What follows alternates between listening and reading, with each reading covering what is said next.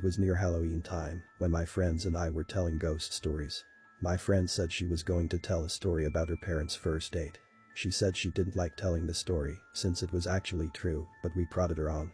To cut to the chase, the parents had spent a nice, if awkward first date, and around the time that they would have said goodnight, the male in the situation, my friend's dad, suggested that they go for a midnight hike up Provo Canyon.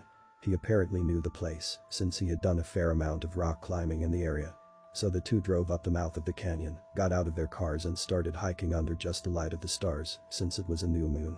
At some point, the male starts getting a bad feeling since the pathway ahead, which would pass under some trees, would be dark, and because it was getting to be quite late. He ignores the feeling and presses on. In later rehearsings of the story, the female would say that she had felt the same feeling at what was probably the same time, though she didn't know the trail like he did.